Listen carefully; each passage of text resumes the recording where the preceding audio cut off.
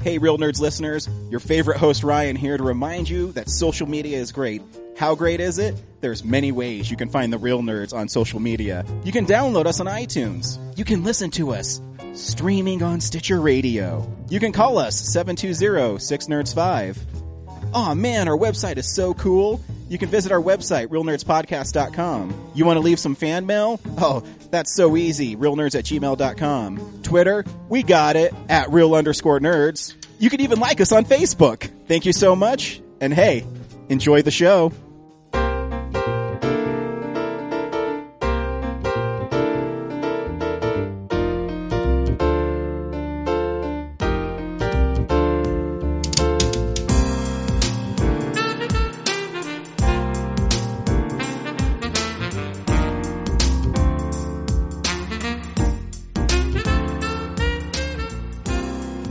Welcome to Real Nerds Podcast, unofficially the official podcast of Denver Comic Con.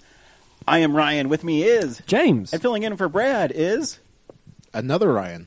Hey, Rafe. How are you? I am Also suddenly Rafe. We'll Hi, guys. refer to you as Rafe so we don't confuse people on the podcast. Good. Otherwise, I'm outnumbered. Yeah. Right away, I want to thank everybody for all the kind words they said about our 200th episode. Yeah. You know, because you've been doing this for so long, and sometimes we don't hear from people. But then you get things like what your cousin wrote, which is is it your cousin? Well, she's like my aunt. She's my uncle's sister, but like once removed. You know? Who I very rarely talk to. But just read stuff like that. Just it makes was me happy. it was really neat, man. And we got a lot of kind words from a lot of people, and I want to thank them because 200 episodes and 200 consecutive weeks of doing this is nothing to scoff at, and I appreciate everybody listening and continue to listen, which brings us to our turning a new page, episode 201. Yeah. We're there. Every week we go see a new movie, and we podcast our experience to the world. This week, we went and saw Maggie, and we will tell you about the movie at the end. We'll tell you if you should see it or not, based on our own opinions, and we'll play the trailer. And then, if you're still up in the air, before we spoil the movie, go see it, and then come back and listen to what we have to say about it. Since we're a movie podcast, we also talk about movie news, the number one movie of the box office, what's coming out on Blu-ray and DVD. What am I forgetting? Stuff we've been watching. Comic books. I'm going to go back into the well for the comic book one because I really want people to get this comic book. Cool. And so we just have a good time. Before we get started, we got official word this week that we will have a table at Denver Comic Con. Yeah. I mean, I knew we did, but I still get antsy. You know what I mean? Oh, yeah. Because Comic Con is 2 weeks away. Well, and they keep getting bigger and bigger and bigger. And you keep thinking, like, one of these days they're just going to be like, you know what? If we don't let the real nerds come, we can just give Karen Gillan her own table. Yeah. You know? But not this year. She's so cute. This isn't the year. So we'll be there. So if you're at the con, whether you're a fan or a celebrity listening to us and you want to be on the show, you're more than welcome to. In fact, James, today I secured our first 3 interviews for the Denver Comic Con. Ooh. People are already emailing us to be on the show. Cool. YA fantasy author, I want to pronounce her name right. It's so pretty looking. Amelie Howard is a sought-after novelist who has enchanted readers with her stories since 2001. Her first book, Bloodspell, earned rave reviews, a spot on Amazon's bestseller list, and was named a 17 magazine summer beach read. Cool. Very cool. New York Times bestselling author Colleen Hawke has even touted her novel Alpha Goddess as a fiery, gripping twist on a timeless love story, brilliantly dark and powerful. She will be on our show during Denver Comic Con. She also has a panel at Denver Comic Con. Make sure that you download the guidebook, and you can see exactly her panels. Also being on our show is going to be Sue Duffy, and she just released her novel Masks and Mirrors. Is the second book in her Weird Chronicle series. She's a local Denver author. Cool. And she winds tales of self-resilience and wonder at the world on a backdrop of urban fantasy and science fiction. So, and she'll also be holding a multitude of giveaways during the con, and will even be bringing a magician along to entertain attendees.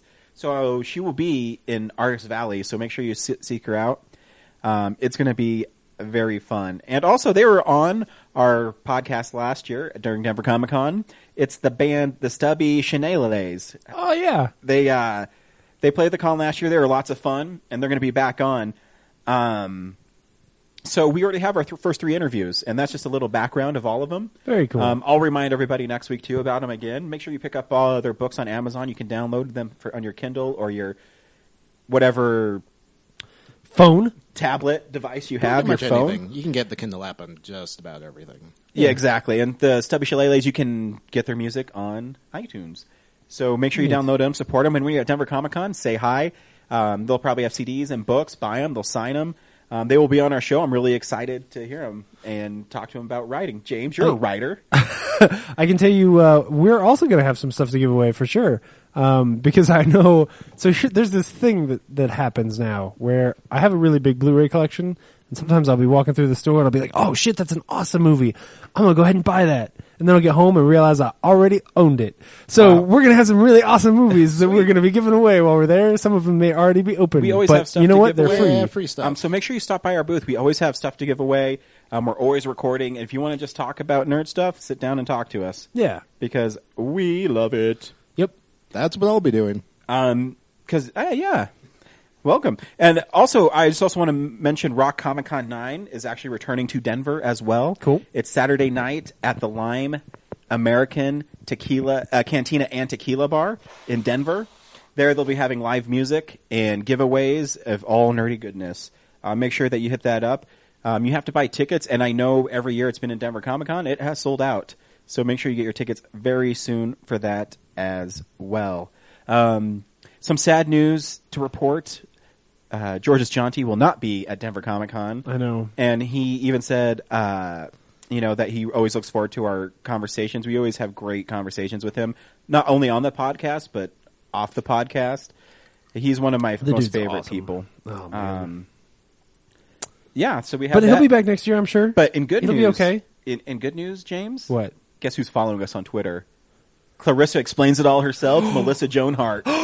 Oh my man. gosh. Yep. You guys made it. Do you think she's listening right now? She probably is. If I had to guess, she actually followed us, like not one of her team of people that probably run her social media. I'm pretty sure it's exactly who it is her. I totally kind of had a crush on her when I was like, Dude, who did 9. it? Clarissa Explains It All. I love that show. Yeah. I used to stay up and watch it all the time because that's what you do, guys. That's what you do.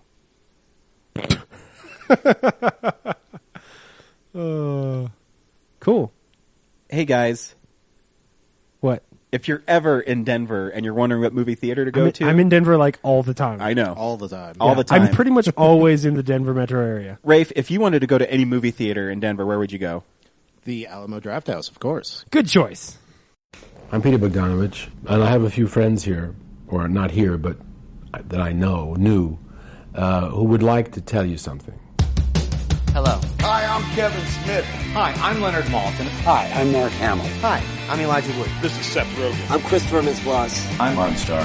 Welcome to the Alamo Drafthouse. Last time I saw you, I played it cool.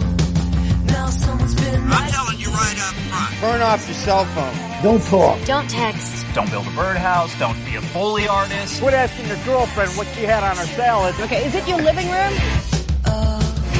You talk or text during the film, I will punch you. You can find out who they are and then go cut their tongue out. Have a good watch. Bye.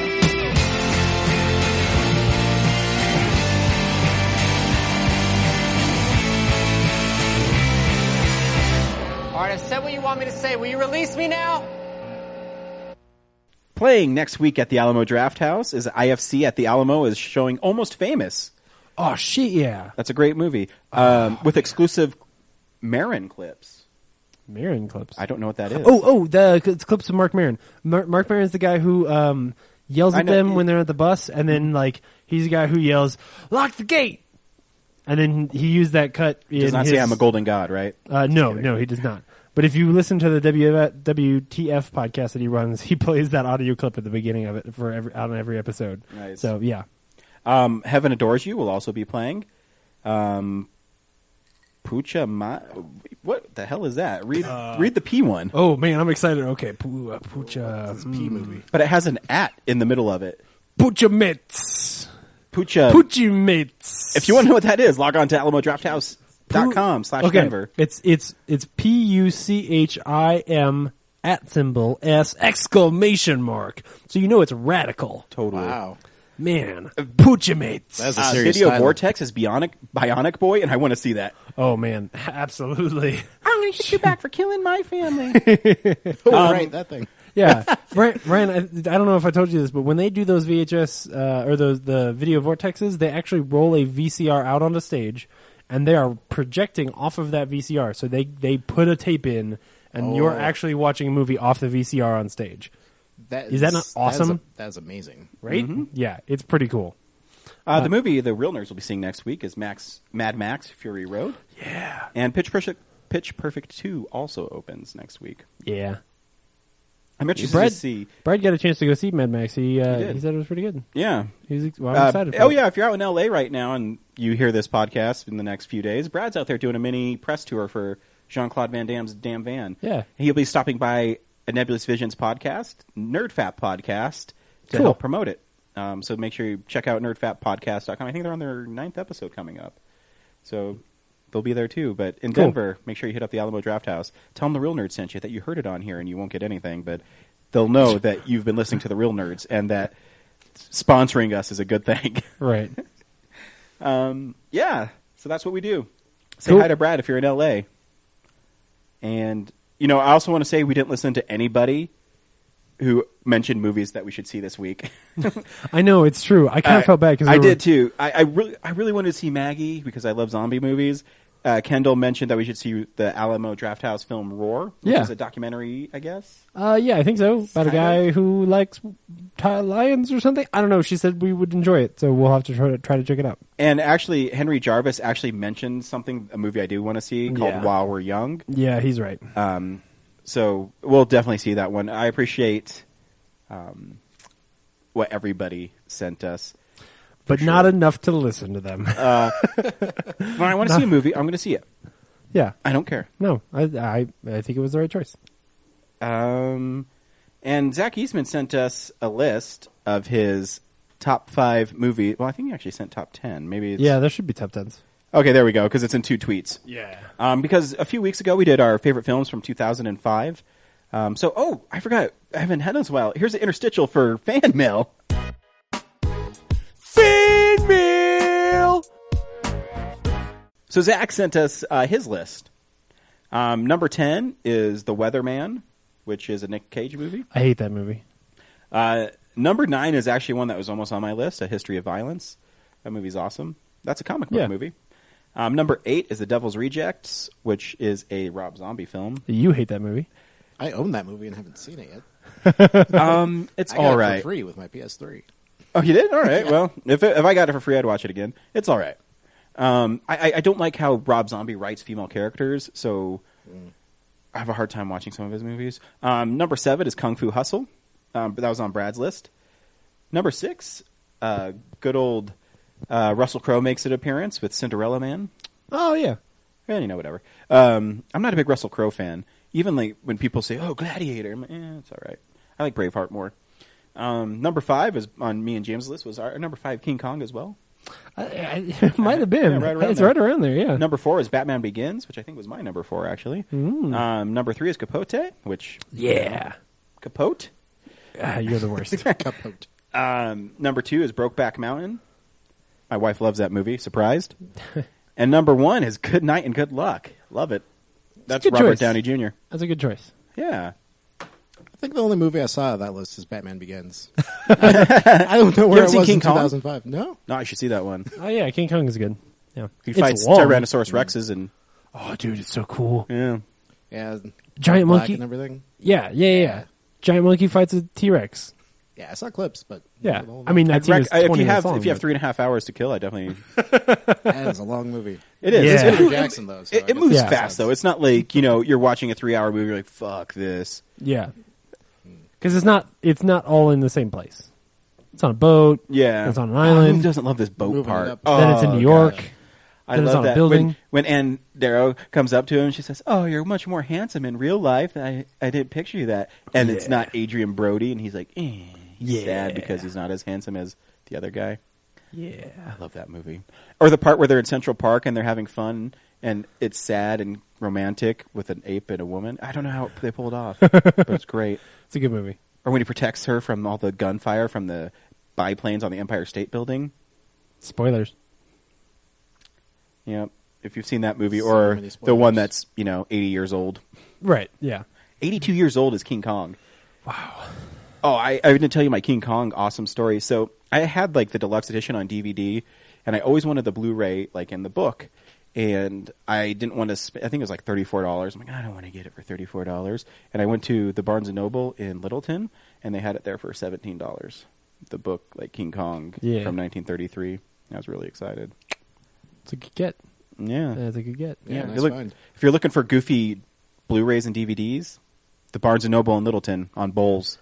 I wonder what new like Blu-rays and DVDs might be coming to them this week. I don't know. We should check that out. DVD releases and Blu-rays. Worst segue ever. Yeah, of course. But see, here's the thing at Barnes & Noble: if you get the new Blu-rays and DVDs there, they're like $45. Oh yeah, no, don't go to Barnes & Noble for that. Yeah, if you want to get obscure ones, they're really cheap for some reason. If you want to get a good deal on some Blu-rays, go to Digital Bits, follow the link through there to Amazon, and buy them there. Yeah, because Amazon is always, usually has the lowest price. And you throw a little money Digital Bits way. So I know. I forgot to order all my Steven Spielberg movies. I didn't. They all showed up at once. That's awesome. Yeah, Because a movie I've wanted to see in a long time, I haven't seen in a really long time, as always. Because I forgot like John Goodman was in it. Yeah. Yeah. Anyways, what's coming out this week? Well, Enough of living in the past. the big one. Speaking about not living in the past, the big one is still Alice. She can't remember it. Right. Yeah. Just point That that, was joke right mean. out. Yeah, it was horrible. It was horrible when I said it. I felt gross about it, but whatever. But I took it to the next level. Yeah, Julianne Moore. I want to check that out. She won an Oscar for it. Yeah. I also really want to check out Black Hat, which is the Chris Hemsworth, Michael Mann movie, some kind of action thing. Oh yeah, that- Thor's a hacker now. Yeah. It only made like $5 million on like an $80 million budget. That's why it kind of went away fast. Yeah. I'm curious. I think it's Michael Mann's shooting style is what turned people off. Yeah, I mean, I hate it. Like I have been very Vocal upfront about, about the fact that I really, Yeah. really hate Public Enemies. I think it's shot like an amateurish, like reenactment on the Yeah, History it's like he's Channel. trying to create that feeling, but it just makes it look bad. But it's probably still better than Mordecai, which also comes out on DVD Oh my this week. I have to check this out because you guys do hated not- it so Oh, much. dude, it is horrible. I forgot that came out this year.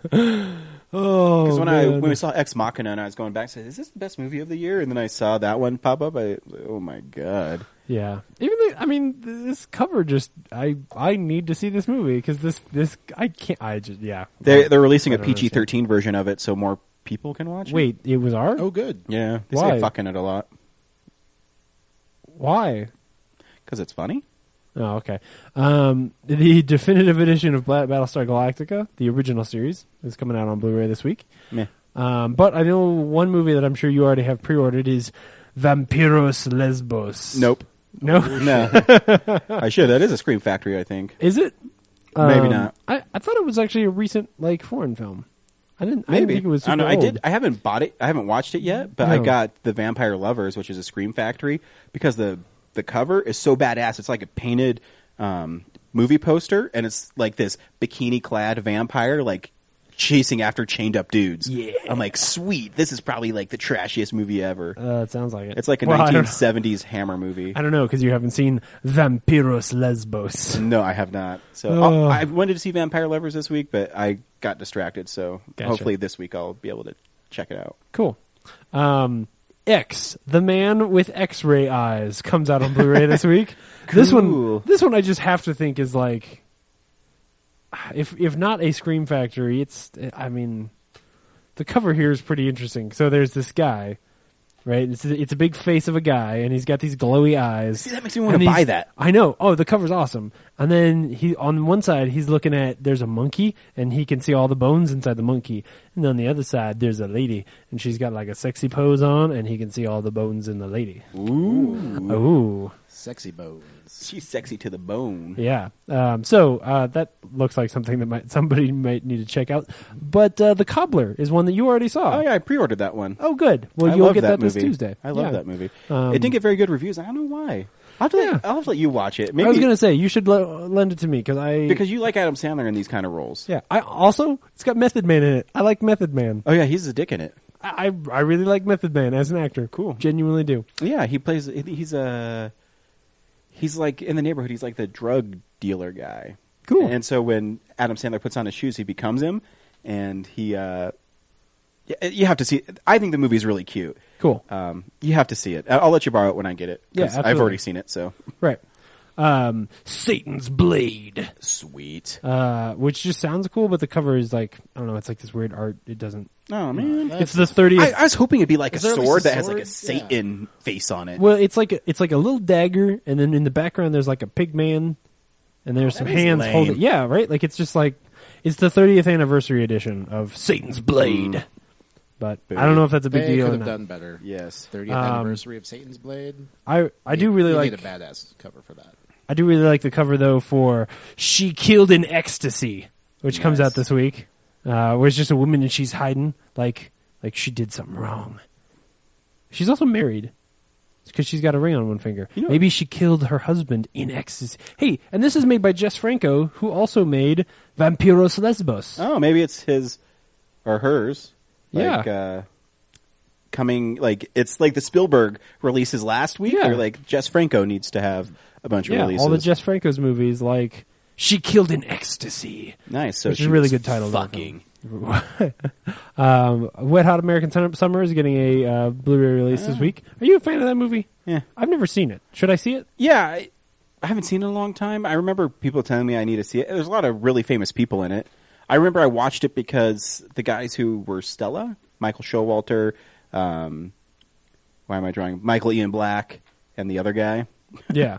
Were all in it, so I saw it. And I remember it being funny, but I don't remember it being where it's so funny that you have to see it. Yeah. I don't remember. So don't quote me on I have to rewatch it. Gotcha. Cool. Roger Corman's The Premature Burial, which has that's got a pretty good cover on it. That's you know. That's how Roger Corman used to sell his movies, is he would just have someone whip up a poster of whatever it was. It's like, this is what the movie's about, and people say, oh, here's money. Yeah. I do know that he That's is considered... how easy it used to be. I know he's considered one of the most successful independent filmmakers of all time. Really? Yeah. Interesting. That's cool. Orgasmo is getting a Blu-ray release this week. So And Chota Boy! if you've been waiting for that one for I your have, collection. actually. The first season of Power, a show produced by 50 Cent. Is it apparently Curtis on 50 Cent Starz. Jackson, or is it just 50 Cent? It's Curtis 50 Cent Jackson, yeah. But The only it's a reason I know Starz that, that's show. how he's credited in Escape Plan. Oh, very true. But it's got this guy on the front who kind of looks like Kanye West, and it's called Power. And so that makes me really interested in it, but it has nothing to do with the song. They probably didn't get the song. It's Is probably the whole it has nothing film to do with the song. auto-tuned? Oh, probably not. It's a TV show. It's a whole season. Because Kanye is auto-tuned, is why. Yeah, no, I get it. Do people get that joke? The Toxic Avenger Part 3, is coming out this week. So if you want some more Trauma movies. And then the very last thing, The Drownsman, which this... it's an Anchor release, so it's not a Scream Factory. But this cover is pretty cool. There's this woman, and she's in a bathtub, and there's just hands pulling her into the water. And is badass. Yeah, it's a pretty cool cover. A new horror creation, worthy of standing alongside the likes of Jason, Michael, and Freddy. The Drownsman is just that good. It's a movie about hands in a bath. It's a killer bathtub. The bathtub is I might buy that one. Yeah, you probably should. What about the dude? What about the drownsman? The bathtub is doing all the drowning. Maybe the Drownsman is... What's the drownsman? Maybe the Drownsman lives in the bathtub. Itty bitty living possible. space. It's like an evil... Hey, that's an Aladdin joke. Yeah, it's like an evil bathtub genie. This is how big of a Disney nerd I am. Aladdin is available for pre-order on Blu-ray, and it doesn't come out till October. And you already have it? Wow. Oh, yeah, I pre-ordered it yesterday. Nicely done. Yeah, love it. I think that's fair. Cool. What do we do next? Hey, what was the #1 movie at box office last week? Like anybody That's didn't a know. stupid question. You're stupid. This is the box office stats. The Avengers, Age of Ultron, $191 million. Sheesh. All of the money. Yeah. But hey, guys, it Literally. didn't beat $207 million. Oh man. I know, isn't that the Ridiculous. most obnoxious? The same thing with when Spider-Man came out last year, and it did only $97 million in its opening weekend. You say, you realize that's tons of money. For scale, Furious 7, which was like the fastest movie to ever, and I'm sorry for the pun, but the fastest movie to ever break, what, $500 million? It did $6 million last weekend. Yeah, the Like, Avengers. just to give you like some scale. and Furious 7, $6 million. Avengers, $191 million. I know they're saying, "Oh, expect Avengers to fall 55%." Oh, so it's going to make $89 million this weekend. Right, it's only going to make $89 million. It took me so long to get in the theater today because when I got off work and I was in line at the theater, the line was, I don't know, about 50, 60 people deep. Every ticket was Age of Ultron. Here's another way to look at it. Worldwide, it's done almost $700 million, and it only cost $250 to make. So when they've tripled their money in 1 week, they're doing all right. Yeah, I don't think they're hurting. Yeah. Guys, I think we're going to get Avengers 3. I think we're going to get... Maybe an Pretty safe Avengers bet. 4. Maybe an Avengers 4. Yeah, I think it's a pretty safe bet. You're right. Well, because we're already getting Avengers 2.5 in Captain America Civil War. That's very true. Yeah. Man. Do you want to just jump into news then and talk about that? Sure. Wow, did I just hit puberty? Sure. It's real news. Yeah, so like everyone's going to be in that movie. I know. Like literally everyone. Well, yeah, it's going to be basically building them going to the Infinity War. Yeah. So they have to establish a lot of people. I know Black Panther's going to be in it. Spider-Man's going to be in it. And I heard they're getting really, really close to announcing who Spider-Man is. Let's see. Where's the full list? Here we go. So yeah, Ant-Man is in it. War Machine is in it. Scarlet Witch is in it. The Vision is in it. Falcon is in it. Crossbones is in it. Bucky is in it. Hawkeye is in it. Iron Man's in it. William Hurt from Incredible Hulk is. Guess who in was it. cast too? You haven't mentioned Bilbo. Oh yeah, that's right. And then Martin Freeman. Martin Freeman is going to be in it as well. But we don't really know who he No, is we don't yet. know who he is, but that's cool. He's Yeah. going to be Bilbo. I mean, the Avengers needed a thief. Yeah, they do. They need someone who's a trickster.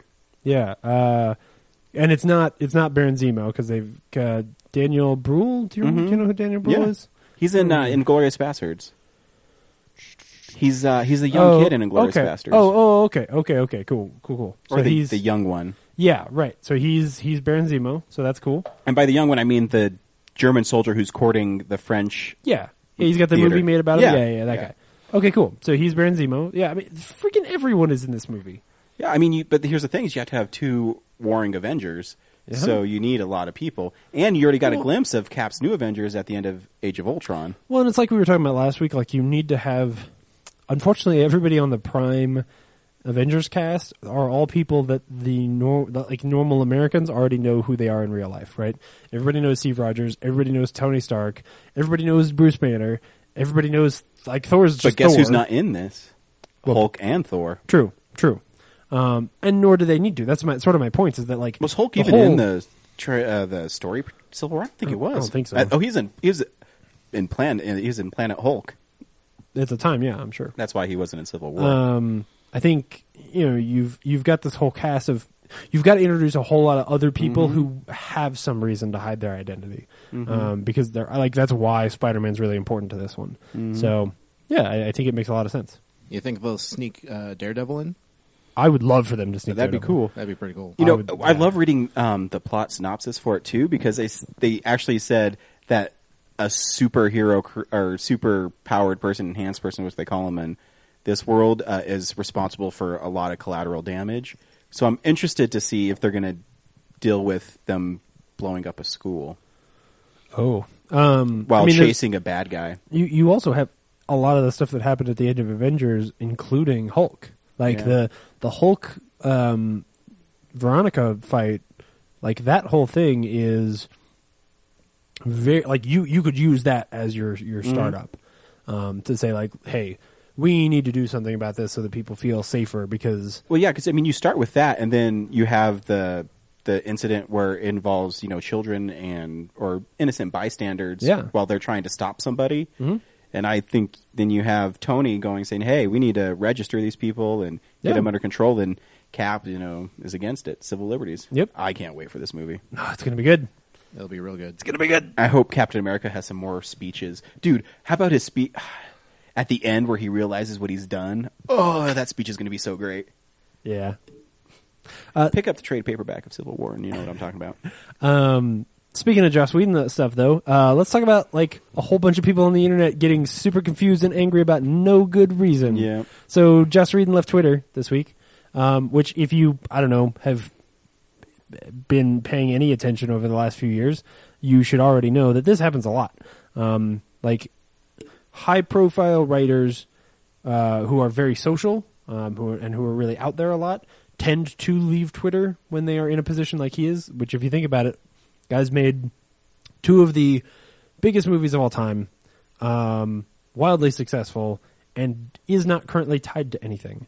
So whatever he does, like he's going to go into a hole somewhere and start writing again. Whether he's writing a Star Wars movie or not, doesn't matter. Like he's going to go write something. Honestly, I would hope he's going to go write something original, because we've seen him deal with other, franchises for a little while. I'd like for him to create something new. So as soon as I saw the news and I read the article title, Joss Whedon leaves Twitter because of a bunch of angry feminists, I was like, I already know everything about this article is incorrect. Yeah, well, I mean, he even said in an interview, he said, people give you so much praise and then you have really bad people. And that's right. That's the only thing. Why does people think it's okay just to be mean on the internet? That's the one thing I don't understand. Well, that's the thing. There are plenty of people who, like, the guy has a cult following like nobody's business. Oh, yeah. He's got a lot of people who are really nice to him. He has a thing called Whedonverse. Yeah, right. He didn't leave because people were being mad to him and he couldn't put up with it. He left because he's a really social guy and he has shit to do. Yep. It happens all the time. Like Damon Lindelof and Carlton Cuse did it. Brian K. Vaughan's done it eventually. Too. Oh yeah, absolutely. Yeah, as soon as he, give him like 4 months, he'll write the new Cabin in the Woods or the new Buffy or the new Firefly. Or wouldn't it be cool if he did like new a Buffy, amazing but thing. like an older Buffy, and she had to like go back to Sunnydale's gone, but she had to like fight vamp. Oh, I'd love that movie. I will love anything he does at this point. Yeah. Like, I mean, seriously. I want to see more Buffy. Yeah, I'd watch that. Yeah, for sure. For sure. Nope. Okay. Agent Carter and Agents of S.H.I.E.L.D. both got renewed for new seasons. I'm super stoked for Agent Carter. I love that show. Yeah, I'm excited about that. It's funny, Agents of S.H.I.E.L.D. is like one of those that I want it to be out there, and I want to believe that it's good, even though I'm not watching it because I know that I'm not crazy into it. Have you guys watched much of the second half of the season? No, my parents have been watching it, and they've been telling me that it's. I heard they're focusing a lot on Inhumans. They are, yeah. They're going places. Yeah, it's still a little hit or miss sometimes. But it's been a lot like the first season after Winter Soldier hit. Oh, cool. I think now it picked up steam in the build up to Age of Ultron. Mm. Oh, good. Well, that's good to hear. Cool. Yeah, maybe I'll go catch back up on it. So, we got a trailer for Vacation. Did you get a chance to watch this trailer? Yeah. This Red Band trailer? Yeah. Speaking of hit or miss, man. Yeah, like Eastman said he loved it. I was watching it's all right. I was half of the trailer. There are jokes where I'm like, oh, okay, cool. Like, the okay. one joke where they're talking about this vacation is going to be as good as the last one. I said, oh, they did that in 21 Jump Street. Oh yeah. No, they straight ripped that one off. But there were things in there where I was like, oh, okay, cool. I see what you're doing. And then there are other jokes where I was just like, oh no. Yep. Yeah, it's too bad because I do actually really like the original Vacation. Oh, it's a great movie. And so I hope they do a half decent job. Somebody somewhere is making an Uncle Buck TV show, and I'll probably show up for it, and I'll probably be disappointed. They better be flipping big pancakes. Yeah. We got to happen in every episode. We don't usually talk about poster news, but we got a poster for London Has Fallen, and I just want to say that title because I'm excited for that. Wait, but they already stopped Olympus from falling.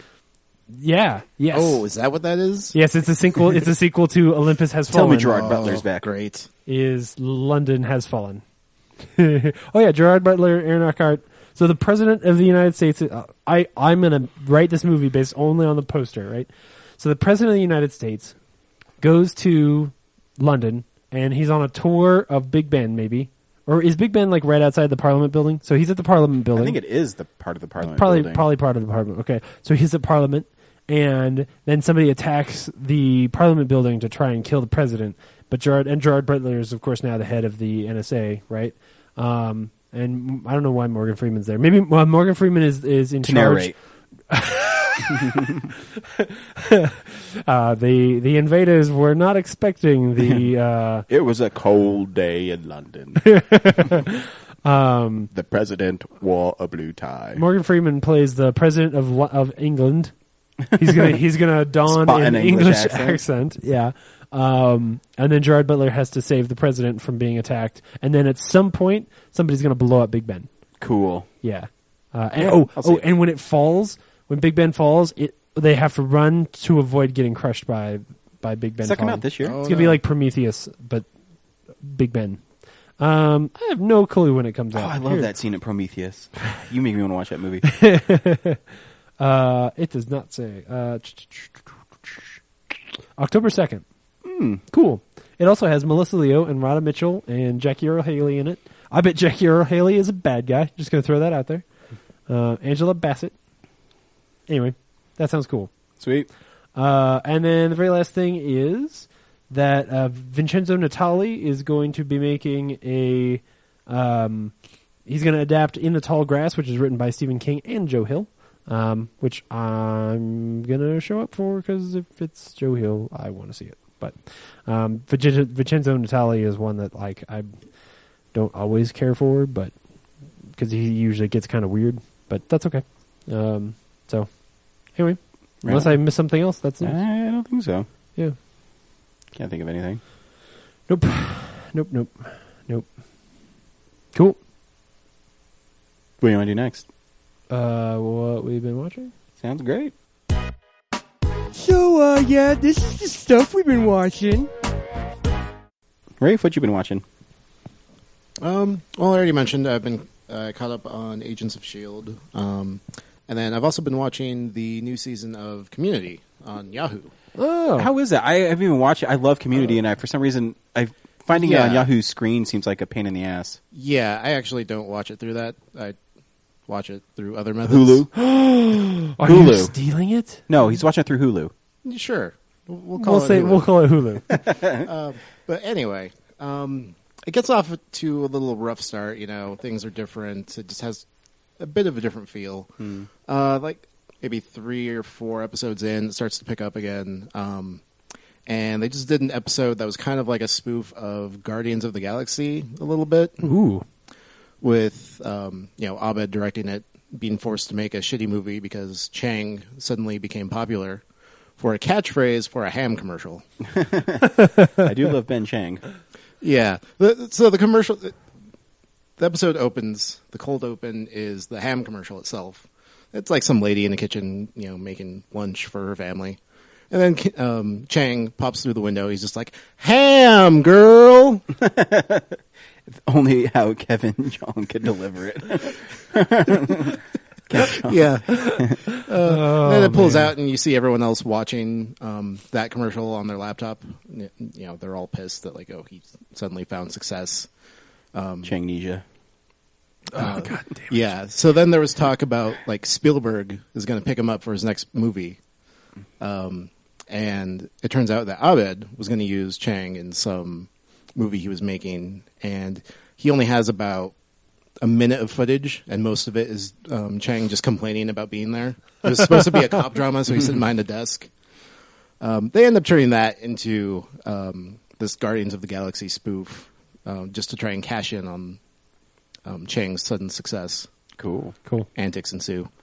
Cool. I'm going to have to catch up on that. Yeah, I should. I love Community. I just actually rewatched all of season 5. And I forgot I watched it because I do it while I'm watching my son, so I always forget. Yeah, thankfully you've got it all up on your Hulu account. Hulu server. Hulu Yeah. Plus. Yeah, on your Hulu Plus server, So you can watch past seasons. so I can watch it. I'm gonna have to catch up on it. Yeah. 'cause, Oh, and Keith David was also added to the cast. He's been a pretty good addition. Oh, cool. You know, it's funny since you bring this up. One thing that I sort of skipped in news was which show is it? Anyway, it was somebody else. It was actually Hulu that announced that they were going to do a TV show. It was based on some property that I was like, oh, that's too bad because that show will probably die really quickly since no one watches like original content on Hulu. But it did make me wonder, like, man, there's all of these third-party companies that are making television shows that you can only watch on their stations, right? So there's Amazon and there's Netflix, obviously, but then you've also got Yahoo doing it, and you've got Hulu doing it, and you've got Sony doing it on the PlayStation Store, and you're going to have the Halo thing on Xbox. And I kind of wonder if it's going to get so spread out on all these different devices that some of them, like, these shows are just going to suffer based on where they are. Like, sure, Powers got renewed for a second season, but it shouldn't have because it looks like garbage. Like, it's not well made. Yeah, I haven't watched any of it, so I couldn't tell you. It's very I know poorly based on your done. thing, because, on my PlayStation Plus membership, like, watch them all now. I'm like, Yeah. James told me you didn't like it, so I'm not going to watch it. Yeah. I would be interested in you watching one episode, but I would also feel bad because I know you're going to watch it and kind of go like, man, this thing is James. just poorly made. But see, here's the thing. What else It is on means Yahoo well. screen? I don't even know what else they put on there. Oh, yeah. I think they have one other original show. I can't even tell you what it is, but Well, yeah. I mean, besides that, what do they have? Just Oh. is it like Netflix? I don't even know. No, I don't think it's a lot of like web clips. I think they do a little bit of news. No, so I'll never watch it. Okay, yeah, cool. yeah, I'll there- wait till Community's on Blu-ray or There's DVD. nothing really worth watching on there. And even when you want to watch Community, like I tried watching the first episode through that. Mm-hmm. It was just it wouldn't work. And that's Like, why you switched to Hulu. Yeah. Okay. Yeah, exactly. And it's weird because, like, some of them are just going to get buried. You know, there's these shows like, the Man in the High Castle that was on Amazon Prime that they made a pilot for, and I watched it and I loved it. I thought it was great. And I keep looking just to see if they've made more episodes yet. I have no idea when it's coming out. I'm sure a lot of people don't even know it exists. I bet it's a really hostile market to be in right now. Yeah. To try and make a show in a non-traditional distribution way, unless you are Netflix. And even Netflix, like there are Netflix shows that, like Lilyhammer. I mean, it's on there. There's multiple seasons of Lilyhammer. But is anybody really watching them? And, is anybody... Are those shows only going to be successful if they are water cooler successes? Can a mid-level, like, comedy show survive in that market? I don't think so. Like in the way that, like, a 30-minute comedy can survive on NBC because my dad's just going to leave the TV on and watch it anyway. I bet that market just does not exist on Netflix, which honestly is probably fine. Like, if you are not of a high quality, you should not exist. But at the same time, it's going to make it really, really hard to get your show out there and have it get a lot of respect, because a lot of people are going to watch one episode, and if you're not perfect in one episode, they're going to keep watching House of Cards. Especially if you're on like Yahoo Video or whatever, and you got to jump through a lot of hoops and watch a completely different app than all of the other shows you're watching. I don't know. It just seems crazy. What else you been watching? Sorry. Well, that's mostly it. I watched Demolition Man last week before Nice. Avengers, or the day before Avengers. Let's go blow this guy Away! Let's go blow this guy away! I love that movie. That was great. Go dancing and dinner at Taco Three Bell. God knows I'd go for burrito right now. I fucking love that movie. The seashells. Seashells were ridiculous. He doesn't get the seashells. I could quote that movie all day. I fucking love that movie. Was his name Simon Phoenix? Was that Wesley Snipes' character name? Yeah, I think so. Simon Phoenix. That's a fucking because he would always go on about Simon says die. Or, some Yeah, that's right. puns Yeah. like that. Well, remember he doesn't know the seashells, and Sylvester Stallone goes like, "Fuck you, you fucking piece of shit! I hate your guts!" And it prints out all these tickets. He's like, "Don't need the seashells now," because he's gonna Yeah, wipe his ass they've with got all them. these machines like in every room that just listen to everyone, and as soon as someone swears, it prints out a ticket for them. MDK, murder, death, kill. I'm gonna watch that movie this week. I love that movie. It is a fun That's time. awesome. I recommend it. Was that on Hulu? Yes. Cool. James, what'd you watch this week? Just a couple of things. I actually just watched a lot of Hitchcock films. You know what's funny is I've not to interrupt you, but I literally bought in I think 4. So I have Notorious, To Catch a Thief, Vertigo, and I just got one more. Oh, Rear Window. So I have all 4 of those just waiting to be watched. Very cool. Yeah. Well, one of those is one that I watched this week. I'll save that one for a second, though. Okay. So I watched Strangers on a Train this week, which both the ones I'm going to talk about are movies that I've seen before, but it was so long ago, and I was, one of them, one of them I remember I've only seen on TV, so it's kind of like the first time that I really just watched that movie. But Strangers on a Train is...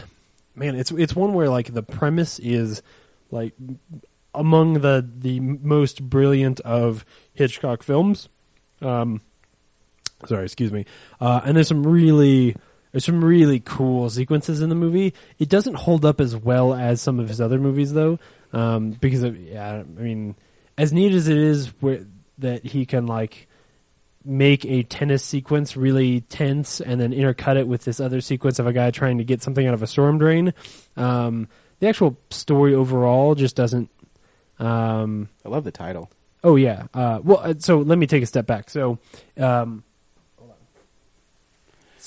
Stranger on a Train is 2 guys run into each other on a train. They both have someone in their life that they don't really like. But one of them is a little bit crazy, and so he proposes, well, how about this? I'll kill your wife, you kill my dad, everything will be great. We're just strangers, so no one will be able to tie it to us. And the other guy's yeah, that's a great idea. And he just runs away because that's a really creepy conversation to have.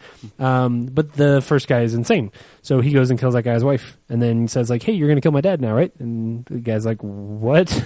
No, I'm not going to do that.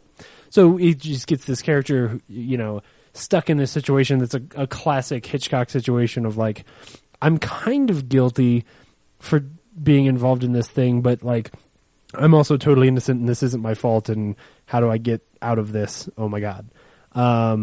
And anyway, so the second guy ends up trying to frame the first guy for his wife's murder so that way, either he'll kill his dad and finish the whole thing, or at least he'll go to jail for it.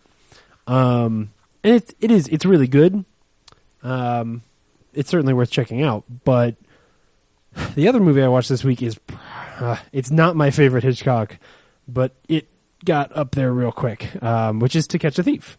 To Catch a Thief holds up really, really well. And how beautiful is Grace Kelly? Oh, and Grace Kelly is gorgeous. I know. Oh. Anyway, so To Catch a Thief is about a guy who, he's a cat burglar and has been he was a cat burglar back around the war, it's World War II, that is.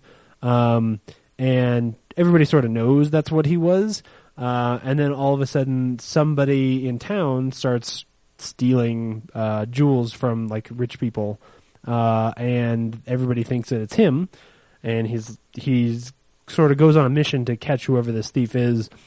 And along the way, he runs into Grace Kelly's character, and falls in love with her. And so it's really a romantic comedy and about... who wouldn't? Oh, yeah. So it's really a romantic comedy where she has to, eventually she's going to figure out hey, you're actually a thief and you have given me a false name while you're on this mission to try and catch this other thief. It's one of those... it's a great movie. Dynamics. But, man, there's a whole documentary on the Blu-ray about this, because this movie was made during the film code where you had to get your script processed and approved before you could make your movie. And so they had to make sure, okay, you can't show, when they're on the beach, you can't show Grace Kelly in a bikini. You can't say certain things. And there's a lot of innuendo in this movie, and they were very particular about what innuendo you could use and how you could say certain things. And Hitchcock's innuendos are some of the most brilliant lines of dialogue. They are so smart and made me laugh so hard. Hey, James, if I wanted to watch a movie about Hitchcock struggling with those people that was really well done. What movie could I see? You should watch a movie called Hitchcock. Came out a couple of years ago. It's real good. I really liked it. Yeah, no, it's funny absolutely. you say that because those Hitchcock movies I remember watching them with my grandfather, but I never really remember watching them. And I did the same thing because I got Gone with the Wind. I need to watch these movies. Yeah, but I've seen them, but I haven't really seen them, and I really want to enjoy them again. But I remember To Catch a Thief was one I really had fun watching, even when I was like 10 or 11. I just remember it was a cute movie. Oh yeah, and when you watch it now, it's just so smart. The one that stands out to be the most. John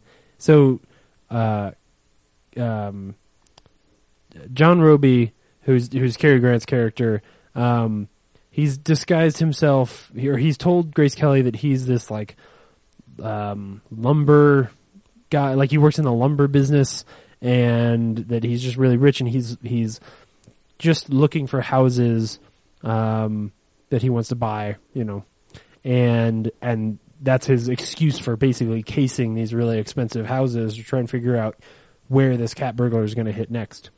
And so he's with Grace Kelly, and she's caught him out talking to this French girl that's a friend of his. And there's this really great line where Grace Kelly says, like, "I bet you told her that all of your trees are sequoias." It's just a dick joke. Like, it's a really, really good dick joke that's so subtly slipped in there.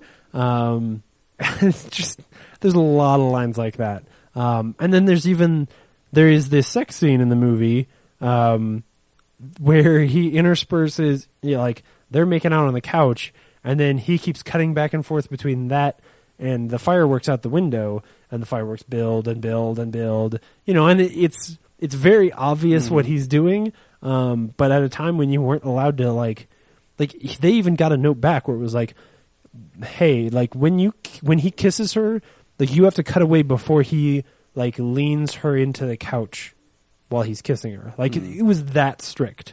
So the fact that he's able to basically tell this story that's got a lot of really interesting themes in it and very adult things going on in the background, the fact that he's able to tell that when nobody would let him is pretty impressive. And it's a really fun movie, and those characters are really well written and fun to follow. The only thing I don't like about the Blu-rays is I don't think the art on them is very good. To Catch a Thief's okay. To Catch a Thief is good.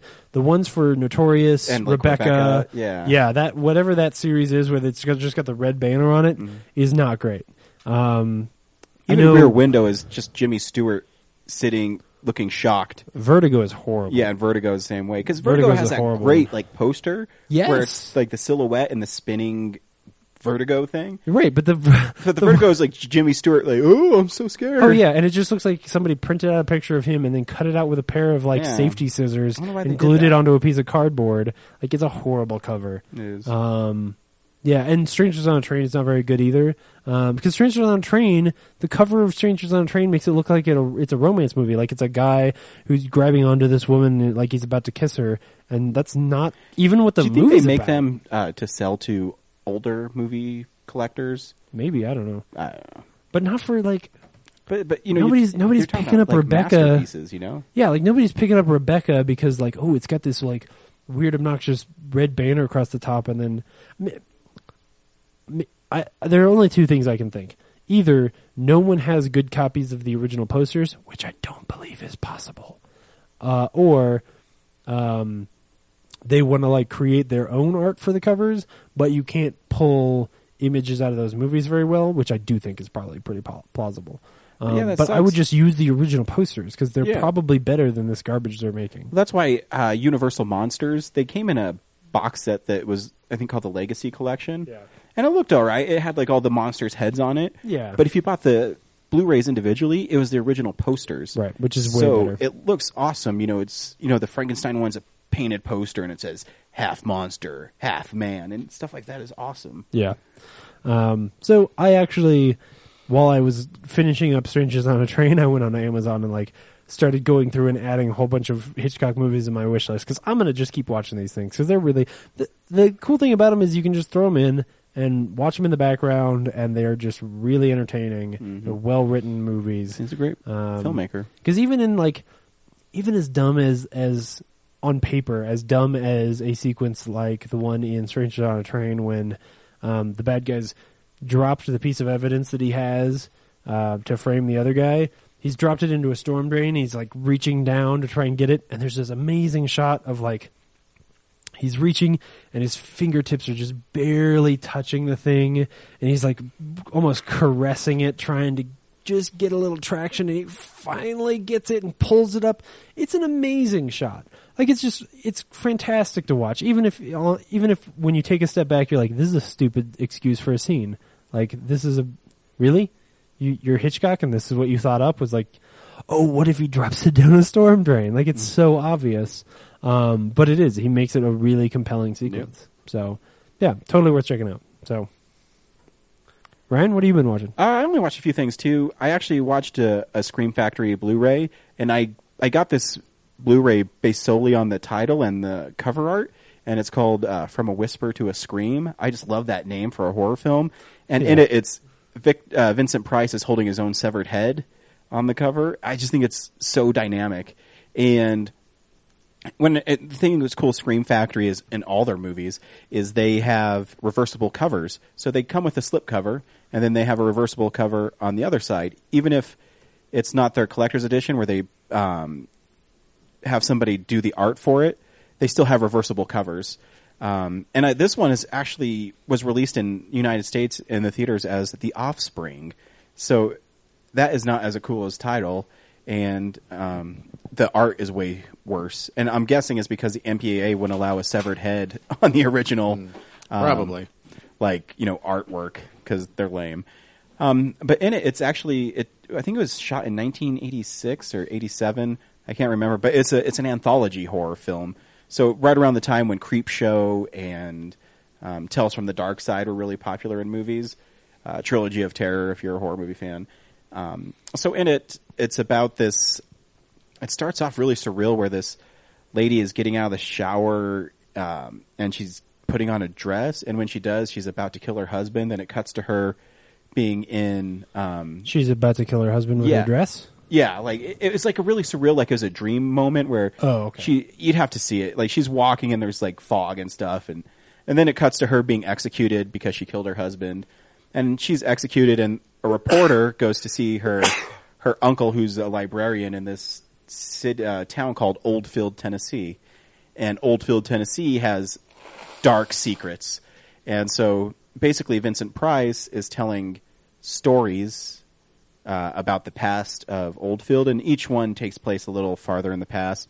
The first one is just bizarre. It's with Clu Gallagher, who is, if you've seen Return of the Living Dead, he's Bert in Return of the Living Dead, and he plays like a schlub who is in love with this really beautiful woman he works with, and so one day he comes home and he takes care of his like mentally challenged sister, or she's not like retarded, but has something wrong with her. Yeah. And so he has to give her baths and stuff, and so he goes on this date with this girl, and he's so in love with her that he kills her.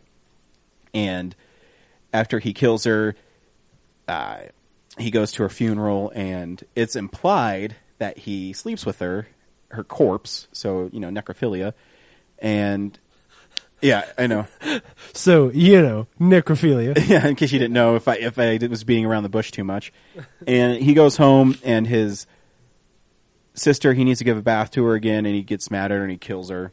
And he's downstairs drinking a beer. And then it cuts to the cemetery where this lady was buried. Yeah. But the one that he banged. Yeah. Okay. I'm leaving out a part that there was a little cutaway, and it said 9 months later. And oh snap! Yeah, so something's crawling out of the grave, and is it his dead people rape baby? It is. Oh no! So it's this baby that's dead, and it's running around terrorizing him. And then at the last bit of this little tale is the little rape baby, dead zombie baby, dead people rape baby. Yeah, trips him down the stairs. He falls. He looks up, and it's this like animatronic zombie baby, and it says "Daddy," and so it's a robot dead people rape baby, and that's the end of that one. Oh man. Yeah, right. That's pretty great. That's pretty great. You have to see this movie to believe it. It's so bizarre. What's the second one? Why can't I remember it? It's a picnic where the dead people rape baby takes his girlfriend to the park. The second one is like this one that takes place in the 50s, and this guy who played Bernie at Weekend at Bernie's, I think his name is Terry Kisser. Kissing? Is he already dead in this movie, or is he? He will be. Okay. But so he runs away from these people that are bad, and he gets shot, and ends up in this swamp, and he's picked up by this old black man, and the old black man like gives him back his health, and he can't figure out why, and so the old black man leaves his cabin on the swamp, and while he's gone, if the old black man is a voodoo magician, like. So while the old black man is gone, the Bernie, I don't remember his character's name, so I'm just going to call him Bernie. Right, yeah, or Bernie, if you've seen Friday the 13th Part 7, he's Dr. Cruz. So Bernie, right. so Yeah, Bernie Bernie. Cruz. Bernie Cruz, there you go. Is searching through his old cabin on the swamp, and he finds out that this black guy has been alive for hundreds of years, and he's a voodoo guy. Oh, son of a bitch. I'm not Of joking. course he's a voodoo guy. So he said, all old black men who live in swamps are voodoo I know, masters. right? So This is what we know. So Bernie Cruz says he wants to live forever too, and so for 3 weeks he's. This is a prequel to Weekend at Bernie's, isn't it? So for 3 weeks he's teaching him, voodoo incantations and things like that, and towards the end, Bernie Cruz gets really pissed and he kills the black guy and dumps his body in the swamp. Okay. And he comes back and he thinks it's some sort of juice that he's drinking. But, black guy shows up again. And because he's been alive for so long. But actually, the ending, the payoff is really good in this one because I forget the black guy's name, but he ties him up It's okay. onto outside his door in his old cabin on the swamp. Yeah. And Bernie Cruz is like, you're going to kill me? He's like, oh, I ain't going to kill you. I can't kill you. No, I'm just kidding. He does not say Isa. No, Isa can't kill you. that was a Color of Purple joke. That's horrible. So he said that I can't kill you now, but I can make you suffer. So he chops him up and lights him on fire, but he can't die because he gave him eternal life, because when he was shot, he actually already did that thing on him. So, I mean, the ending payoff is really good. Yeah. The third one is something I can't remember. But then the black guy comes back. That was so good. The fourth one is actually pretty interesting. It's more like a Tales from the Crypt episode. Okay. Where it takes place right after the Civil War, and these Union soldiers are just killing a bunch of Confederates who the war is over, and the Union soldiers don't know that, but they kill the Confederates anyways after they find out that the war is over, and eventually they're captured by this group of Confederate little kids, and it's kind of scary because these kids are demons. No, they're like straight kids, but they don't. All their parents were killed in the war, so any Union soldiers come by, they kill them and eat them. It's a really Cannibal Kids. Yeah, so it's a Cannibal really, Kids. Like, the last story is really good. Yeah, because it's different, and you don't think it'd really go away. It was, and they said, "Oh, you should meet the magistrate," and he's like, "Who's the magistrate?" And it's their parents' like body parts all sewn together, and it's a little creepy. So yeah, I really like the first one because it was so like zany and campy, and then the last one was really good, and then Vincent Price dies at the end. Daddy. Yeah, Daddy. The second thing I watched was Dracula Untold. Snap! I really wanted to see it, and it's not that bad. Okay, it's like a superhero movie with Dracula. All right, sure. Yeah, I kind of remember the trailers. It looked like they were setting it up that way. It's like, oh, there's 'cause Dracula being good and saving the day. Because I know this movie is supposed to set off like Universal shared monsters universe. Anyways, the opening starts really cool. It's like this. It's basically like a comic book. It's telling the story of what happens to Dracula before he's Dracula, where he is a little boy who is sold into a Turkish slave camp was given to him by his father. He's a prince, and so he was, so he was basically a little slave boy, and then he got out, and the way he keeps the Turks happy is he pays them off, and no more of their children are taken as slaves. And a little later in the movie, the Turks obviously back out of the deal, and they say, no, we want 1,000 of your boys. And Dracula, he's not Dracula, he's Vlad or something, and he runs into a vampire in a cave played by... Max Schreck. No, I wish. It's played by Charles Dance. Does that sound right? He's the bad guy in Last Action Hero. Oh. And yeah, I think that's his name. Anyways, he says, yeah, I can turn you into a vampire and you'll have all the powers of 100 men and you won't die. You won't fully turn into a vampire if after 3 days you don't drink human blood, but he said the thirst will be unbearable. And if he can last for 3 days without drinking human blood, he won't become Dracula. And so he goes and he's, taking on the Turks and all this other stuff. And I won't spoil the movie, but something happens where obviously he turns into Dracula. Spoilers, he had some blood. Yeah, he has to do something. It's actually the movie visually is beautiful. The director does a really cool job. Some of the CG is meh. And you could tell from the trailers, but yeah, I mean, the acting's really good in it.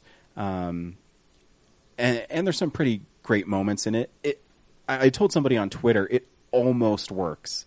It's so close to being a really cool movie. And I think it's hurt that it's PG-13 because there's these epic battles where Dracula's, killing people and slashing them, but there's no payoff in it. It's just... So it's like him stabbing somebody with a spear and you just see them fall over. And to me, that's just weird. Especially when you're making a monster movie. Yeah. It's Dracula. Yeah, it should be rated R. People are so afraid of rated R movies. It's bizarre. It's because they make less money. Allegedly. Well, I'm sure it's a fact. Yeah, they make less money.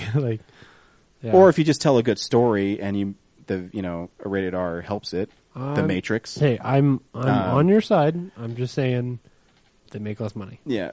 They got to go after all those teenager tickets. If you're looking for a different kind of Dracula movie, I definitely would see it. I mean, it's an origin tale. Yeah. It was better than I thought it was going to be, actually. That sounds pretty cool. Yeah.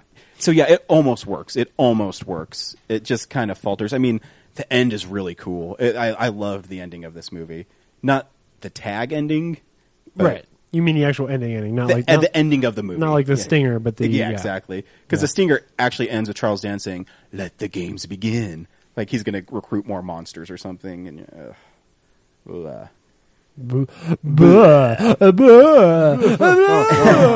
the last thing I watched this week is I rewatched Punisher 24, which is, from 2004, is the one with Thomas Jane. Oh, that one. Oh, okay. And I don't remember it being as campy as it was. It's campy? Yeah. Really? The opening parts are really campy. Really? And like the part at the beach? Yeah. I know. I forgot where Scheider was in it. I'm like, oh, yeah. I love him. And then he dies. I know, really early. Yeah, I think it's really the director's fault because I don't remember beside his wife and son being run over, right? That's not campy. No. But the way it's shot, it seems campy because Roy Scheider dies after he gets shot and he stabs some dude in the back while he's attacking Frank Castle, the Punisher, and he dies and his eyes are wide open. He is looking at the camera. He's like, ugh. And then there's a part where John Travolta, who plays Saint, I forget his first name, Vincent Saint or something like that. Bad guy Travolta. Yep. His wife once, because Frank Castle's an undercover FBI agent, and their son dies in this arms deal that goes wrong.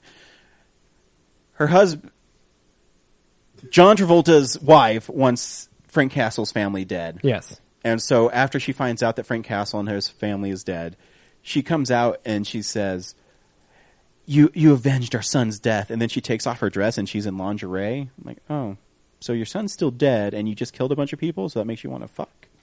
Yeah, she's a crazy lady. Yeah, but the payoff is still really great in the movie. Once it gets past some of the campiness, I still think it's not a bad Punisher movie. I don't either. I don't remember the camping. I'll let you borrow it. Yeah, I remember really It's liking weird, it. too, because it's a Blu-ray that doesn't have any special features. Weird. You put it in, and it shows, I think, 2 trailers, and it literally goes right to the movie. Weird. There's not even... I don't even think there's a menu on it. Man, that's like Firewalker status. Yeah, I know. That's really bad. But I think that movie did all right. He did like 50 mil or something. Oh, I forgot a movie I got to talk about here in a second. All right. So yeah, it was campier than I remembered it, but I still actually had fun watching it. So. Cool. Is it better than Elektra? Yes. Yeah. So- You know, I have to tell you this. You know what I got in the mail this week? Mm-hmm. It was my Blu-ray copy of The League of Extraordinary Gentlemen. You for did you. not. Yeah, I did. I pre-ordered it while we were, or I ordered it while we were on the show fucking last did? week. How much you spend on that? Like $7. Okay, I'd say that's a piece of shit. You It might is as well not- just wipe your ass with $7. I'm gonna have to rewatch it too because I'm really gonna fight you that that's the worst comic book movie. Like I I'm trying don't to think of it's one that worse. bad. I know I ordered Howard the Duck on DVD, so I'll see. I mean, I think that Elektra is worse. I have to watch it again. I Yeah, can't judge you it. do.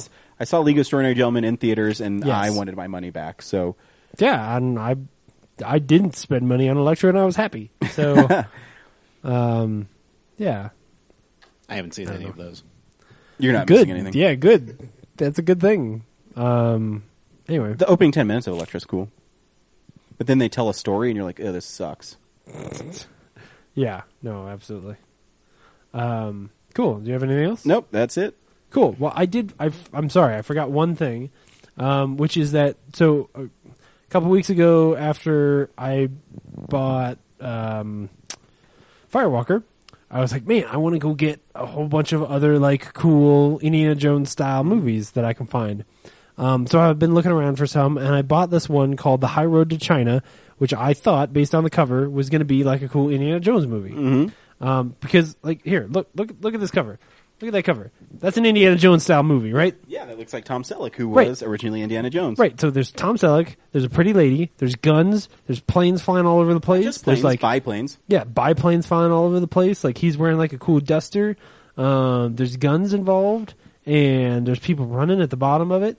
So, The High Road to China is a movie about this really wealthy, spoiled woman, played by Bess Armstrong, who basically she gets word they're in Britain, and basically she gets word like, hey, this guy comes over and he's like, hey, this dude who doesn't like your dad very much, but is his like work partner, your dad's been missing for a really long time, and this dude wants to claim him like deceased because he's been missing for so long.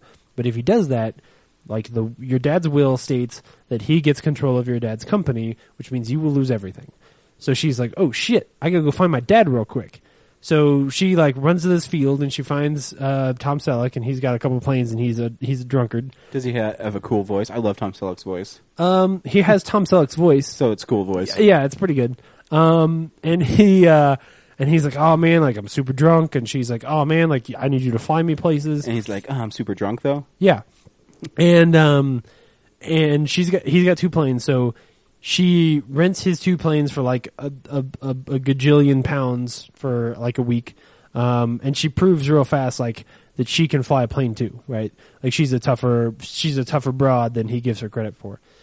So they get in the planes and they fly off, and they're trying to track down her dad.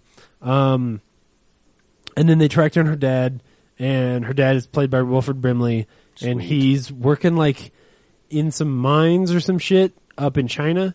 And Does he have diabetes? No, not yet, but he's probably going to get it. Diabetes. And he's helping these people out there to try and like, I don't know, fight off this other army of like people who are invading.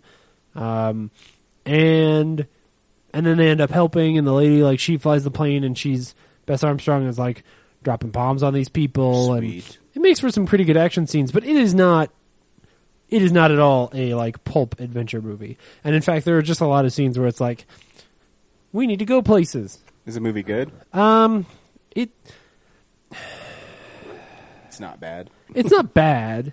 Yeah, like if it were 1983 and I were bored one weekend and I thought I'm gonna go see a movie this in the theaters, I would go see High Road to China and go like, yeah, that was pretty fun. That's weird. It totally looks like it. So you shouldn't judge a movie by its cover. Yeah, that's exactly what I'm saying. So how did you even find that? Did you type in like Indiana Jones cover movies? I was just I think Amazon recommended it based on 'cause other of things what that you I had bought. bought. Yeah. Because they were probably saying like, "Hey, this has got I'm a couple sure of Vampiro's Lesbos is on mine. I'm gonna look. I'm see. sure it is. And it's weird. So they keep cutting back to this to the bad guy, right? Who wants to steal all of her dad's money, and he's this like really campy British dude, and he's got like this guy who works for him. And there's these weird scenes where like this guy will run in and be like, "We haven't figured out where she's going yet," or like she hasn't found her found her father yet, because they keep sending like bad guys to try and stop them. And the guy there will be these really weird, like almost not slapsticky, but just quirky scenes where like the main bad guy's like, "Why are you wearing that silly tie? Like take that off." And then in the next scene, the guy's like, "Why aren't you wearing a tie? You look so disheveled." And the guy's like, "'Cause I'm out of ties." And then like that's supposed to be really funny, but it's not very funny. So I don't know, if you want to see a Tom Selleck movie, this is one of them. But that's what I watched this week. It's not on there, but Tentacles double feature with Reptilicus is on there. Reptilicus. Satan's Blade is on there. Is on my my recommended? recommendations. Oh God. It The Terror from Beyond. Hey, on that there? one's on mine too. Is it really? Yeah. And Game of Thrones. So, quite the eclectic taste there. What are we doing next, James? I think all we have left is comics. Cool. What's up, nerds? It's the Comics Corner. So I wrote an article on our website about a comic you should pick up, because I call this new articles I'm writing called The Greatest Comic Stories. Cool. And this one is from Buffy the Vampire Slayer, Season 8, Issue 5, and it's called The Chain. And this is maybe my favorite single issue of Buffy ever. Actually, I know it is. Yeah, no, it certainly is. In it, you meet a girl. I'm going to tell you what your favorite is. Yeah, no, you're right. I was trying to be more diplomatic about it. In it, you meet this girl who is bestowed the gift. The gift is... What's her name? You don't know. So she's bestowed the gift of being a Slayer at the end of Buffy Season 7. You know that she empowered all the women who had the Slayer demon seed in them. Something like that. Yeah, you're or good. Blood, Yeah. or Yeah, blood, yeah. something All like that. Potentials. Potentials. So they all were given this power, so it wouldn't just fall on Buffy to save the world. You meet this girl, and she turns out to be a really very good Slayer. She kind of looks like Buffy, and she is basically Buffy's double. And spoilers, she goes, at the very beginning, you don't know this, but Buffy is killed. At the very beginning of this comic, the opening panel is Buffy dead. And then it goes back in time. It's telling you all these stories about this, telling you a story about this girl. And then she eventually looks like Buffy, kind of. And she's leading this charge into this underground cave where there's fairies and slime monsters fighting this Yana demon. And so they said, "Oh, if he hears your name, he's going to be afraid of you." And so she goes down there and she dies, and the end of the comic ends so beautifully where I'll bring up because I love the monologue that it says. Let me bring this up real fast. The artwork in it is really good. It's written obviously by Joss Whedon. Art by Paul Lee on that Paul issue. Lee, that is correct. And the cover is this Buffy like mask being. It's so great. Yeah, so the Joe Chen art cover is Sarah Michelle Gellar like ripping off a mask of her face. The George's Jaunty cover is a really cool one. It's one of my favorite Jaunty covers. I where Want it's, You. Yeah, so it's a Buffy poster on the wall, like Recruiting the Slayers. Uncle Sam. Yeah, like the Uncle Sam I Want You poster, with a girl standing in front of it. And that one's really good. The Paul Lee cover is a really cool one of Buffy jumping and attacking a whole group of demons. That one's pretty cool. I have all three of them. Yeah, me too. So here's what it says. She says, so at the book ends with a narrator who is telling the reader, "You don't have to remember me. You don't even have to know who I am, but I do." And so it's so great because it's just you've read through the entire book and you don't realize that you haven't learned her name, and so in that moment when she says you don't even know who I am, it's a really cool, powerful moment. I know. I even put because I'm such a great writer. I wrote my paragraph afterwards that Joss Whedon tells a heartbreaking story without telling the name of the young lady who was killed in battle, and without Buffy even being in the issue. For a book that's called Buffy the Vampire Slayer, she's not even in it. It's a powerful one shot about sacrificing for something bigger than you. Yeah, and that's the whole point of the story. Is she might have died, but she realizes how important it is in the overall story, and it's a great issue. Yeah, it's one of those things that was also true in the TV show, where some of the best stories that they tell are of the little characters along the side that aren't necessarily important to the story, but he'll focus on either their version of the story or what adventure they're on. I mean, I've talked many times before about how the Zeppo is one of my favorite episodes of Buffy, and that's an episode where the apocalypse is happening in the background, but we're following Xander on his quirky little oh no, there's these frat boy zombies running all over town. How do I save this? Yeah, it's great. Yeah, so he's really good at that. It's such a great issue. So it's season 8, number 5. It's called The Chain.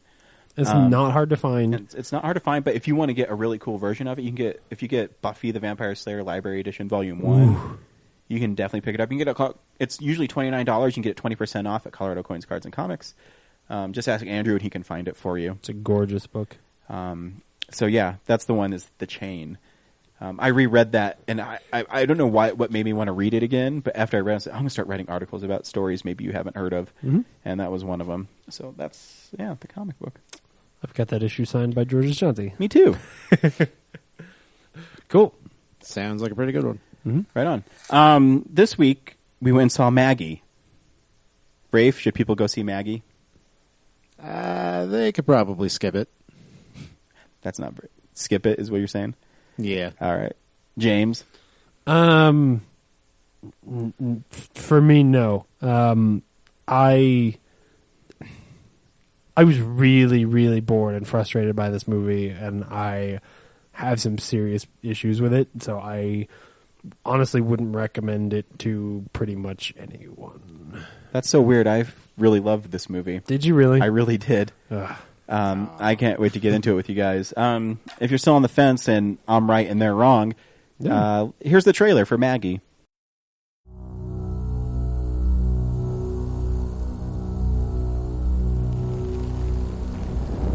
Dad, you've protected me all my life.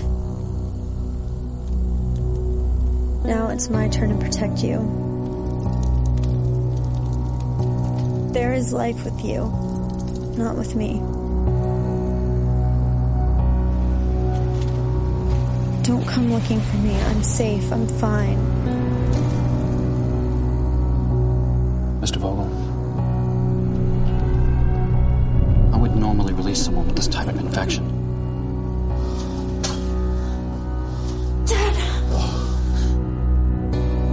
I need you to follow the rules here. Quarantine is 8 weeks in. She's probably going to show more signs of aggression and hunger. When that happens, say your goodbyes and get her straight through quarantine.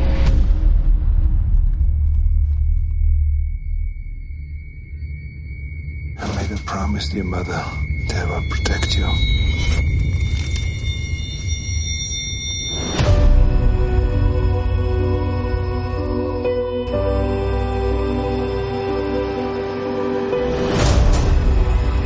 Quarantine rules apply to everybody, Wade.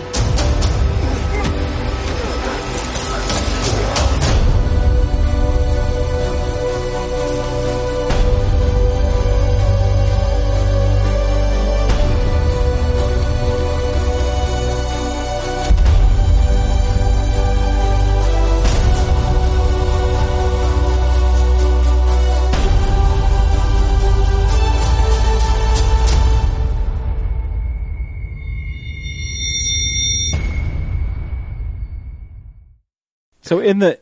let's tell people about the movie first before you tear it apart. I'm not. So in the movie, Arnold Schwarzenegger stars as a man named Wade, whose daughter has been bitten by a zombie, and she slowly turns into a zombie. And there's a quarantine zone that she is supposed to go to, and instead he decides to take her with him and not take her to the quarantine zone. And the whole movie is basically watching the deterioration of her health. What the hell is that, James? That was ice falling in my freezer. Okay. Her health fading, she's slowly dying, and the relationship between her and Wade. Which is an awesome, brilliant idea for a movie.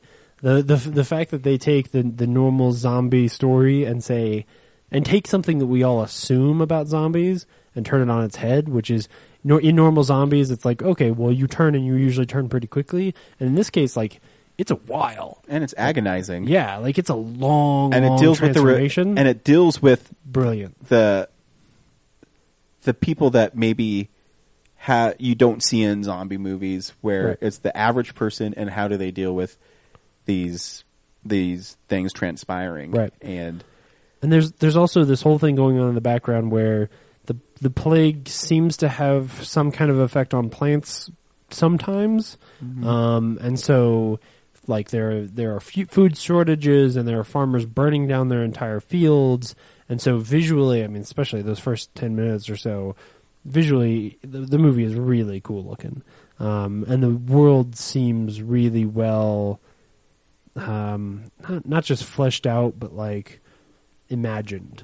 You know? Yeah, well, and that's too what I really liked about this movie too is you don't get very many movies about the after of zombie apocalypse. It's always you're right at the beginning or in the middle of it. Yeah, this is one where everything is pretty much. I mean, I think because the transformation is so slow, it feels like it's a zombie apocalypse that they managed. Yeah, you know, right? Like the people who are left are not necessarily the elite. I mean, it seems like there's just a good portion of the community that is still, there.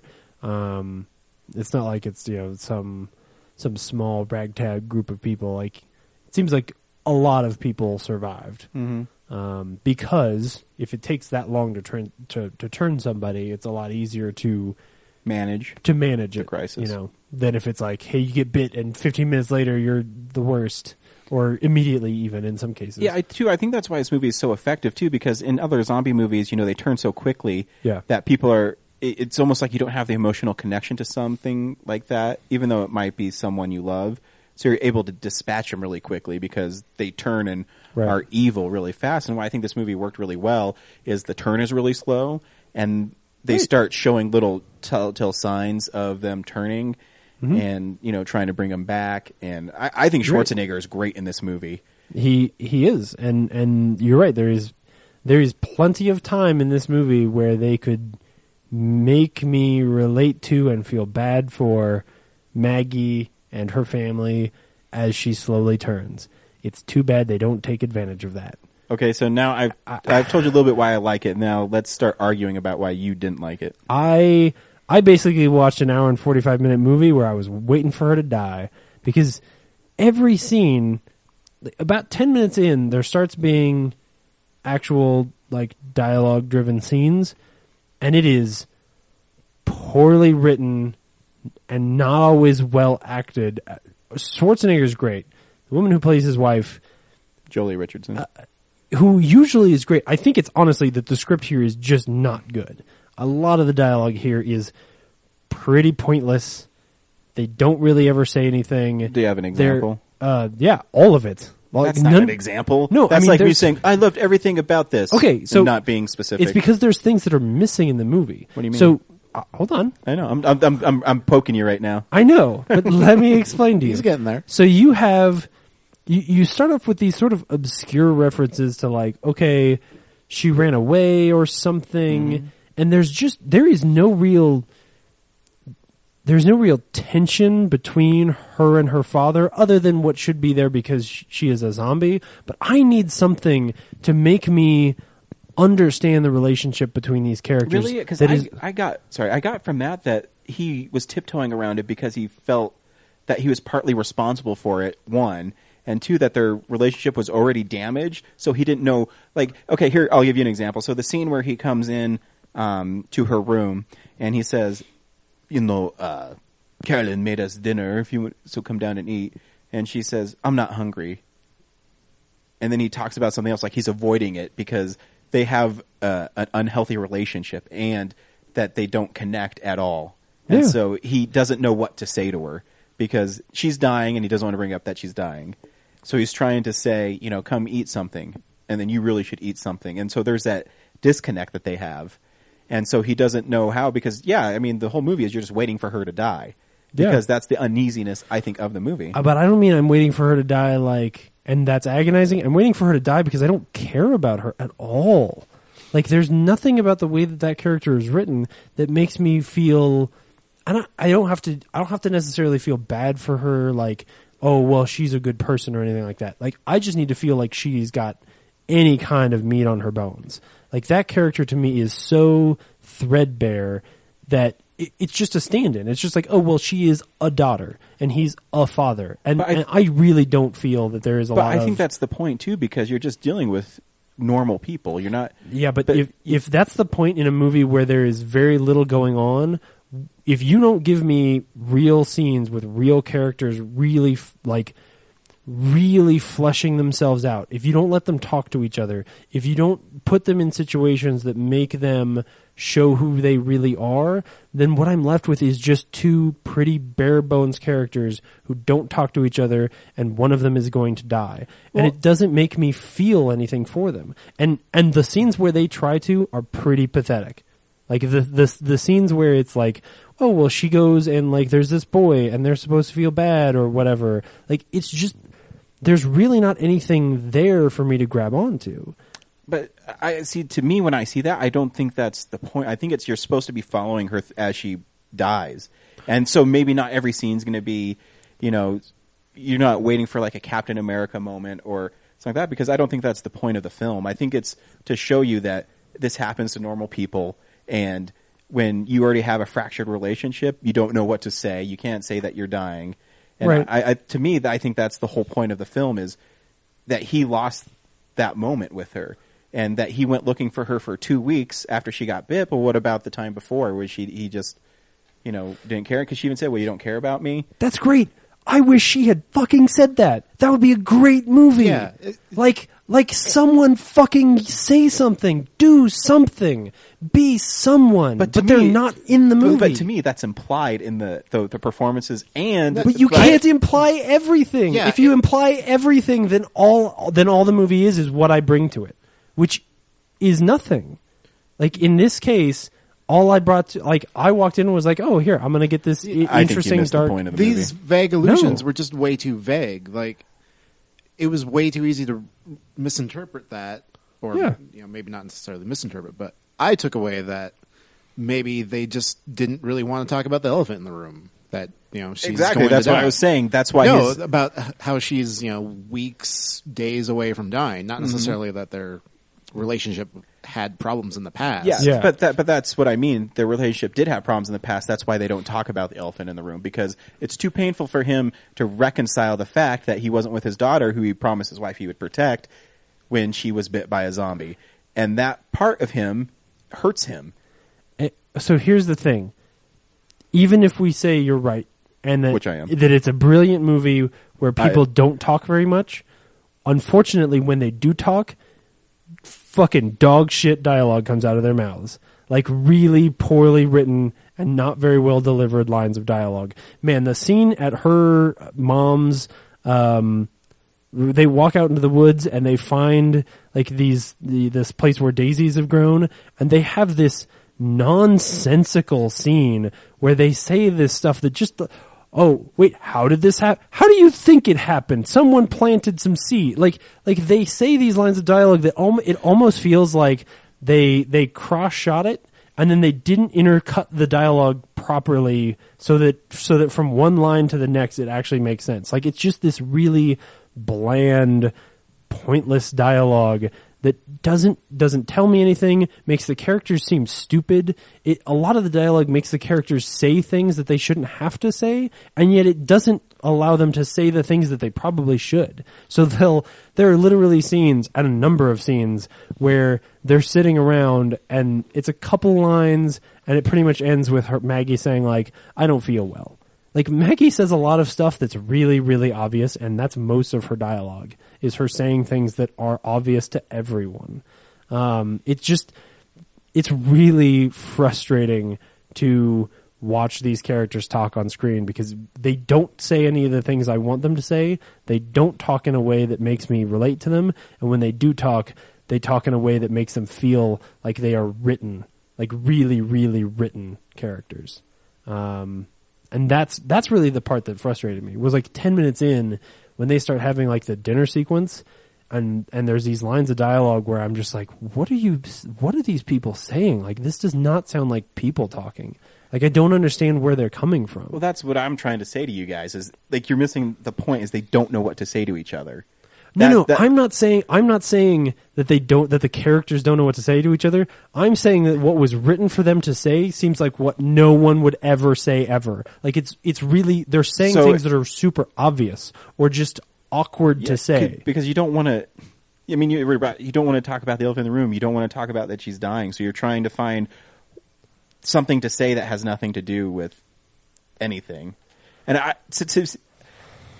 but I mean, you already hit on the point. I think sometimes you got so frustrated with what's happening that sometimes little parts you might miss. It happens to me when I watch movies, you know.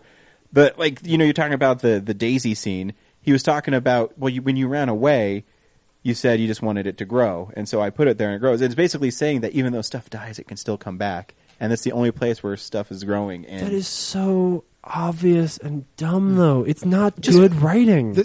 There was so little to that scene for me anyway that, like, when they showed all the daisies, I thought that maybe they were starting to set up this side plot where, Arnold figured out how to beat the plague and grow crops again or something like that, but it never even went in that direction at all. And that idea just started to form in my head because there wasn't really anything going on.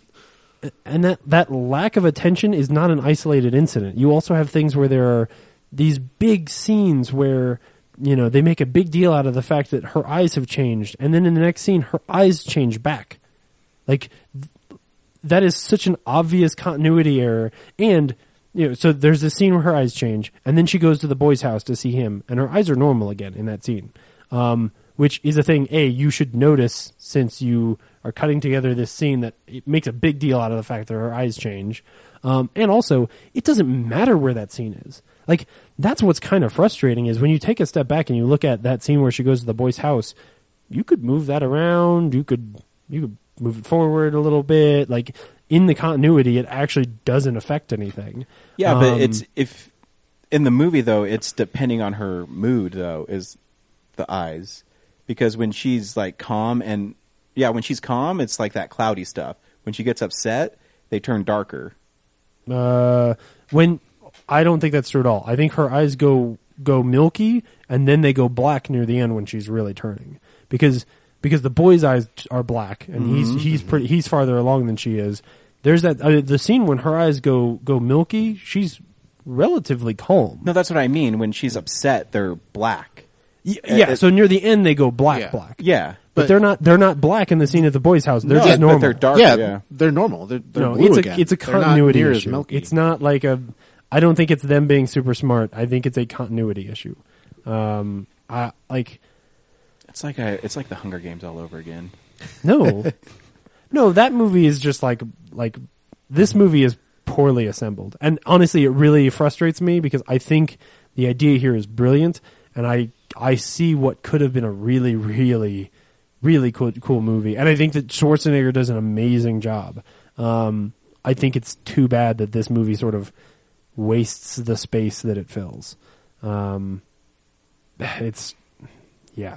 was really I mean, by the end, okay, so spoilers for the end of this movie, but she's turning into a zombie.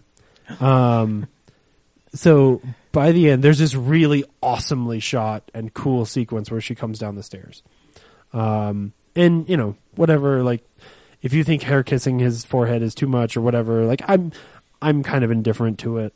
I just thought it went on a little too long. Like, yeah, like she holds it for a long time. Like Yeah. when you break that tension, all of a sudden you're like, oh, okay, this is what's happening. Yeah, they And broke it the just- tension by having her put her lips on Schwarzenegger's forehead. Right, which is good. But then she stays there for too but long. I mean, I think at that point you are sort of nitpicking, but It is a bit of a nitpick. but then so she goes up to the roof and she's going to jump off, which I don't even know that I fully understand. But I do know when the screen goes white, I was sitting there literally thinking in my mind like, ah, man, I really hope you just go to credits here. Even though that would be a horrible ending to this movie, I really just hope you go to credits because I just wanted to escape. Like, that's how much I hated this movie, was I just needed it to be over. And then sure enough... I seriously don't get so much hate from this movie. It's so crazy. I really hated it. I was that frustrated by it. And I do think it's also a bad ending. Like, why? I don't... Usually I'm way into endings that are somewhat ambiguous. I'm like, I write those kind of endings. I really love those kind of endings. This is not that to me. So, okay. So let's take it to the next conclusion. So she jumps off the roof. She's a zombie. So she's not dead. Like, she is just a zombie with broken legs now. House. Like, yeah, she's got some broken legs. Right? So the next scene is her dad goes out and shoots her, right? I need that scene. Why? Because that is that character's conclusion. Like, there is something emotional to that scene, and that's the actual ending of this story. You've left me 3 steps from an actual resolution. This is my thing. You guys, you're getting so frustrated with it. I think you missed the most important part of the ending. So she's coming down and she's a zombie. Yeah. She kisses him on the forehead. Yes. See, the thing is... is she really a zombie or is she still herself? Which, that's a good question. Yeah, that's a good question. I'd love to see a movie The on most important thing of that is Schwarzenegger knew what she was doing. He didn't wake up on purpose because he trusted her. Because he purposely left the gun unloaded. Like, he knew, and he waited for her to do it. And he waited for her to leave. And then he went after her. Because he trusted her enough to know that there's a part of them that's still alive. Remember, he said it when he killed those 2 people. He's like, I looked in their eyes, and I knew that there was still a part of them in there. So even though she was a zombie, he knew it, and he took that chance with her kissing him on the forehead and leaving. But then he also knew he had a responsibility that if she got out and she was a zombie, he had to end it. But she got out and took care of it herself. And so even if he found her and she was not dead, I'm pretty sure he would have killed her anyways. Because that's the part of the ending of what happened, is he knew. And he took that chance because he knew his daughter would never hurt him. And he also got that idea too from the lady who was in the house with her daughter and her husband that turned into a zombie.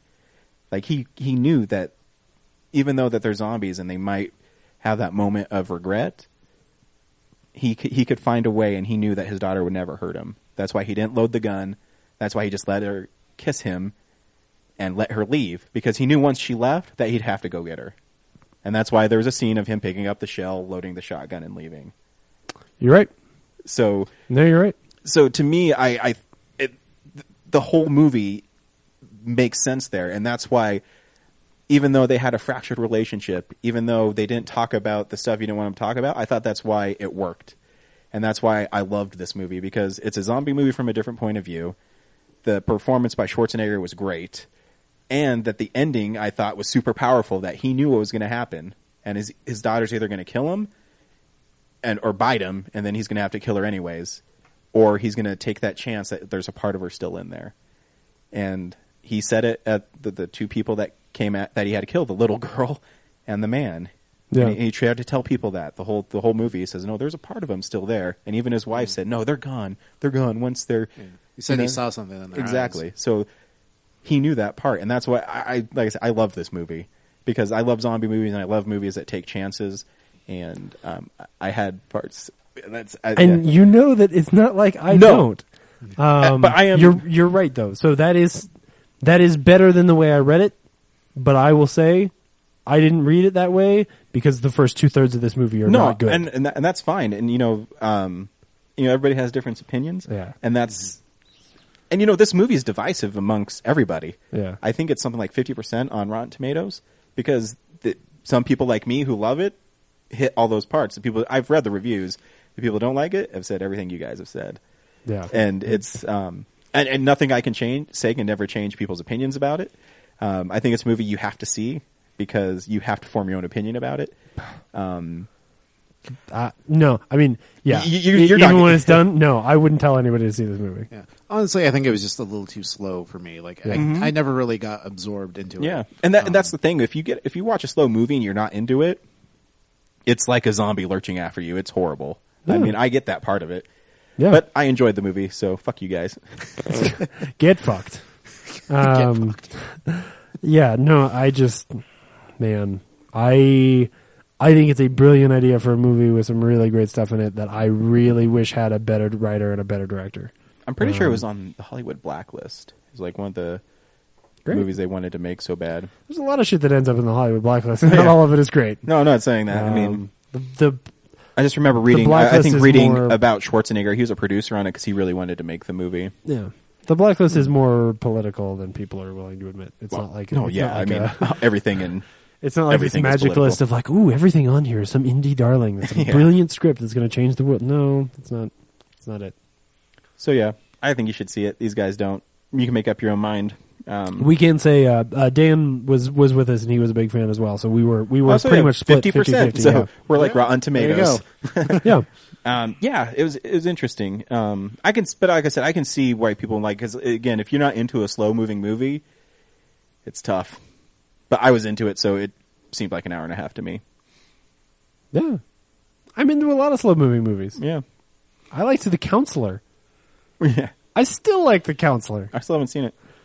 You'll probably hate it. I haven't either. Probably. There's a guy at work who like just saw it and he keeps like asking everyone every day, like, "Did you see The Counselor Did yet? you see The Counselor? Did you see The Counselor yet?" Have you guys watched Friends? It's a really good show. Like, what the fuck? What is your deal, man? Man, when's the last time we had a movie where two people hated it and one person especially liked it? you and I. Yeah. We usually have pretty similar tastes. Yeah, like if anything, it's like I'll love it and you'll be like, bah. Yeah. But interesting. But this is one where I'm like, I want my money back. I know, man. I haven't seen this fired up since. Yeah. Oh no. Legally Blonde 2. As it was ending, I was like, shit. The fuck did I say Legally Blonde 2? Yeah. You know, I didn't watch that movie. I knew it was going to be a disappointment. Because I really like Legally Blonde 1, and I knew there was no way they could live up to that. Actually, I do think I've seen Legally Blonde 2. I've never seen them. Man, I could almost remember the subtitle of Legally Blonde 2. Anyway. Blonder? No. It's like a red, white, and blue. Like Red, white, and blonde? It might be red, white, and blonde, yeah. Because I think she's running for like some kind of, You know a little too much about this movie, James. Yeah, dude, Legally Blonde 1 is an entertaining movie. Legally Blonde 1, better than Maggie.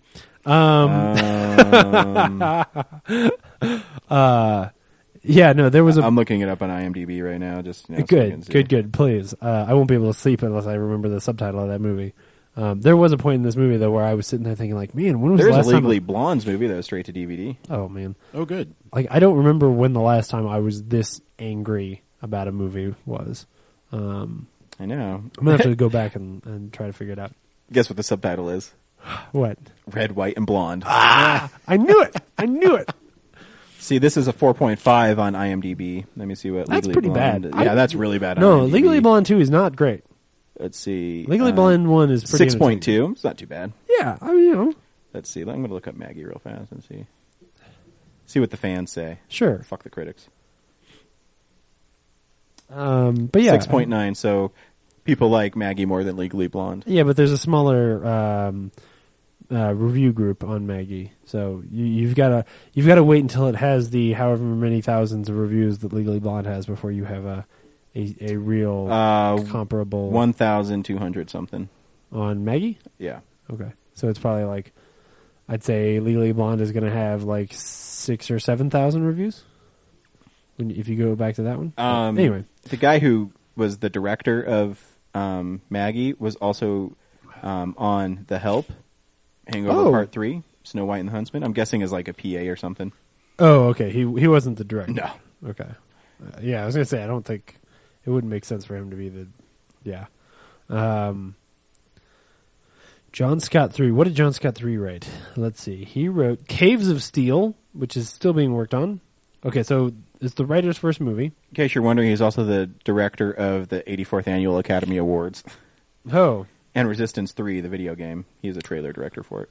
Well, I mean, I will say that Maggie is more entertaining than the Oscars, so that's pretty good. For August, Osage County, he was a cast title montage designer. Oh, shit. For The Lone Ranger, he was a title sequence designer. For The Last of Us, he was the title sequence director and designer. Okay, so this director, right, Henry Hobson, I'll say this. Maggie is not as good as the end title credits to Fright Night. He did a better job on the end title credits to Fright Night than he did on Maggie. So I guess he's a production designer and was given a chance to make a movie. Yeah. Good for him. And that's not me being mean. Like, the end title credits to Fright Night are like some of my favorite end title credits in a long time. They're really cool. So he's a very talented man. He's a very, very talented man. Good job. Make Fright Night 2. Or they do have a Fright Night 2. I mean a real Fright Night 2. I'll let you borrow it if you want. I don't want to watch that garbage. Garbage is... Oh, shit. He's accurate. also the title sequence director and designer on The Last of Us. I just fucking said that. Oh, sorry. You I weren't wasn't listening to thinking... No, I wasn't, because I was looking at this other one. Are you sure you watch Even Maggie? See, this is why I don't trust your review of this film. Next week we're seeing Mad Max Fury Road. Hell yeah. I'm going to see Pitch Perfect 2. You guys can see What are we Fury seeing the Road. week after that, though?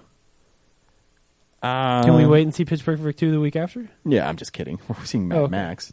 No. I mean, like, the week at Denver Comic Con, do we know what comes out that week? I don't. Because if there's nothing good that week, we should wait and see Pitch Perfect together that week. Or just review it that week, I should say. Ah, dude, have you ever heard of Nicole Hunt? No? Yeah, she wants to be my friend on Facebook. I don't know who that is. Oh. Awesome. She is in no way related to me, even though she is a Hunt. And I know a lot of those. Yeah, so Mad Max next week. Yeah, I'm excited. Did you see that trailer for Magic Mike XXL? I have. That's not what I wanted out of Magic Mike. I didn't know you even wanted another Magic Mike. I liked Magic Mike, but Magic Mike the parts of Magic Mike I didn't like. Oh, when you took my wife out on a date? Yeah, I remember that. Yeah, I took your wife out to watch strippers. And the parts of Magic Mike I didn't like were all the parts with strippers. And that trailer basically looks like it looks like Glee with strippers. I read an interview with Channing Tatum, and he said the biggest complaint that women had about the first Magic Mike was there wasn't enough dudes stripping in it. Yeah, but the parts where dudes weren't stripping were the best parts of the movie. So that was a really well written. So that's movie. what he did. That's too bad. Yep. Well, I'll probably maybe take my wife to it again. I mean, I guess that's why the first one's a Soderbergh movie and this one is not. So I guess that's fair. Yep. Cool. Till next week when we see a 2-hour-long car chase. Yeah. Bye. Bye. Bye, guys. Thanks for coming on, Rafe. Yeah, thank you. Yeah, thanks for having me. Even though your opinion was wrong. What? Your opinion was perfect. Wrong. Right. Fuck. Maggie's the worst. I'm so confused. So are our listeners. I don't like it when Mommy and Daddy fight. The listeners are probably like, James and Ryan are fighting on the podcast? This is insane. Bye. Visit our website, realnerdspodcast.com. You can tweet us at real_nerds. You can email us even, realnerds@gmail.com. Like us on Facebook. Hey, stream us on Stitcher. You want to call us? 720-6nerds5.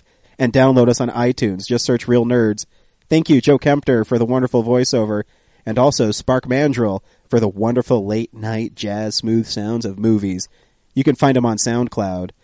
This has been a Nebulous Visions production. Hey, Dan. This isn't enough ice.